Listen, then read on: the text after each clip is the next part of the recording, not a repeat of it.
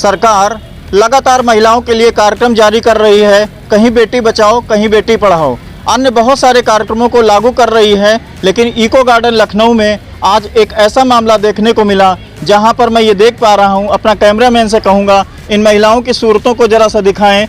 ये महिलाएं 19 ज़िले से हैं, कोई जौनपुर से है, कोई गोरखपुर से है, कोई बनारस से है, कोई लखनऊ से है, कोई सीतापुर से है। इस तरीके से अलग अलग ज़िलों से ये महिलाएं आज यहाँ पर भूख हड़ताल पर बैठने को मजबूर हैं। क्यों बैठने को मजबूर हैं, आइए हम इनसे बात करते हैं और इनका दर्द क्या है, ऐसा क्या हुआ जो आज की डेट में ये भूख हड़ताल पर बैठने को मजबूर हैं। क्या मैडम नाम है आपका? मेरा नाम माया है, मैं औरैया जिला से हूँ। क्यों यहाँ पर आप भूख हड़ताल पर आज की डेट में क्यों बैठी हैं और कब से बैठी हैं? हम भूख हड़ताल में इसलिए बैठे हैं कि हम लोग 1998-96 से काम कर रहे हैं।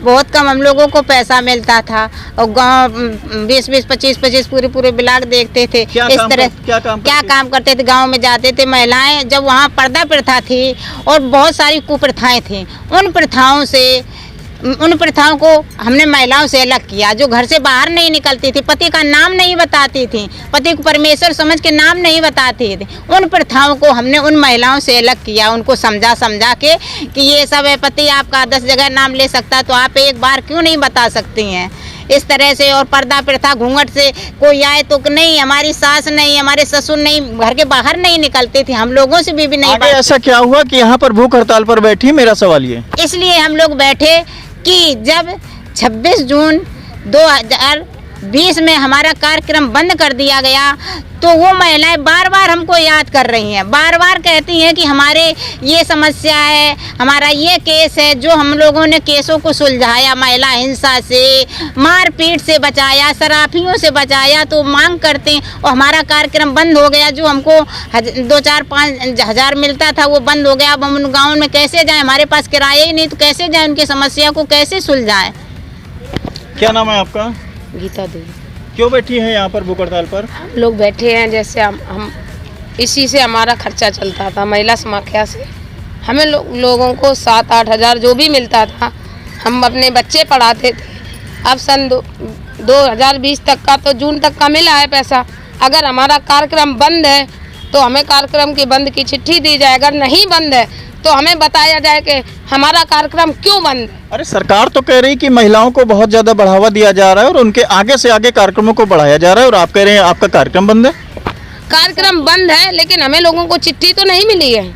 हम लोग तो बैठे हुए हैं, कहाँ जुड़े हैं हम लोग? सरकार बताए कि आप लोग इस जगह जुड़े हैं, हमारा कार्यक्रम चल रहा है। किस जिले से हैं आप? हम औरैया जिले से, गीता देवी। आप किस जिले से हैं? औरैया जिले से। आगे देखते हैं और किस किस जिले से यहाँ पर महिलाएं हैं। किस जिले से हैं मैम? मैं चित्रकूट से हैं। जी हाँ। क्या करती थी चित्रकूट में? चित्रकूट में सन 96 से महिला समाख्या में कार्यरत थे। उन महिलाओं के बीच जो अंधेरे में उनका जबान भी नहीं खुली थी, उनके घूंघट भी नहीं खुले थे, वो शोषित थी, वो शोषण में जीती थी। जो कि 1 किलो मजदूरी दिन भर काम कराने के बाद उन्हें मिलता था, और वो भी मिलने पर शाम को नहीं है, जाइए 4 दिन बाद देंगे। और उन लोगों के साथ शोषण होता था। उन लोगों को जागरूक करना, इस तरीके की स्थितियों में मात्र 80 रुपया, तब सहेली चयनित होती थी, मात्र 80 रुपया मिलता था सन 96 में एक सेंटर का। तो दूर दूर गांव में अंधेरे में हमें सेंटर मिलता था। तो हमने उन महिलाओं को इस तरीके से जागरूक किया। मानिकपुर में सन 89 में काम चला हुआ था। वो महिला आज भी आप जानते होंगे, रामलली, हमारे ही ग्रुप की, हमारे ही संघ की महिला थी, जिसने एक गैंग ने, ददुआ के गैंग ने एक लड़के को पकड़ा। लड़का शायद बनारस का, सॉरी सतना का था, बैंक का लड़का था, वो बैंक बाबू के। उन्होंने पकड़ा और जाके शरण महिलाओं के लिए, हरजनपुरवा है, मानिकपुर के मजरा है एक, उन्होंने उन महिलाओं ने उसे दबोच के रखा। फिर बदमाश आए, बदमाशों को उन महिलाओं ने ढकेल उनकी राइफलें खींच ली। उस तरीके की अंधेरे गांव की, जंगल की महिलाओं को हम लोगों ने जागरूक किया। आज हमारा कार्यक्रम 2020 में बंद करके सरकार चुप बैठ गई। हम लोगों को ये लॉलीपॉप देती है, हाँ हम तुम्हें काम देंगे, जाइए। हमें अहमियत नहीं है कि जाके भगा दो। हमारे जो ऊपर के अधिकारी, वो अधिकारी नहीं कहलवाना चाहते थे, लगे हुए भी उसमें पद थे जिनके, उन लोगों ने भी उनकी आरजू मिन्नत किया। लेकिन आज भी हम लोग घरों से बाहर कर कैसे निकले होंगे? हम लोगों ने मार खाई होगी, धार खाई होगी, निकाला होगा। क्या ऐसा जागरूक जमाना था कि हमें कह दें कि जाओ नौकरी करो? हम किसी तरीके से इंटरव्यू करके ये सारा सब कुछ करके आगे आए, और ये सब करने बाद में हमें घर बैठा दे तो हम घर में भी शोषित हैं कि जाइए वहीं कहाँ काम करते थे, सारी उम्र अपनी वहीं लगा दी, हटा क्या करें, कहाँ जाएं, मर जाएं। अब हमें वो जगह बताइए जहाँ मरने की हो और जहाँ जीने की हो, हमें कुछ नहीं दिख रहा। ये सच्ची बात बता रहे हैं, इसमें कोई नाटक नहीं है, ना ही नौटंकी है, ये सही बात है, ये दिल की बात है। सर मेरी हाथ जोड़ के प्रार्थना है, आप लोग वहाँ तक बात पहुँचाइए।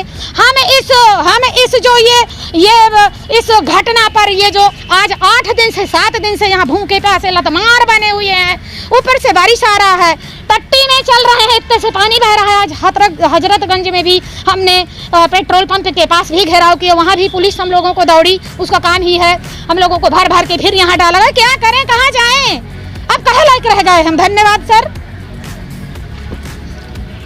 सरकार से यही कहना है, कैमरामैन से कहूँगा जरा पूरी महिलाओं को दिखाएं कि यहाँ पर कितनी ज़्यादा संख्या में यहाँ पर महिलाएं उपस्थित हैं। अलग अलग ज़िले से, अलग अलग जगहों से ये सभी महिलाएं उपस्थित हैं और अनिश्चितकालीन भूख हड़ताल। अगर एक बार एक व्यक्ति एक पहर खाना नहीं खाता है तो एक पहर खाना ना खाने से उसकी जान से निकल जाती है, और यहाँ पर ये अनिश्चितकालीन भूख हड़ताल पर ये सभी महिलाएं बैठी हैं। सरकार से यही कहना है कि इनको आकर के सुरक्षित करें और इनकी जो भी मांगे हैं उन मांगों को सुने। नमस्कार, मैं अखिलेश निगम, समाचार नेशन न्यूज़ लाइव से।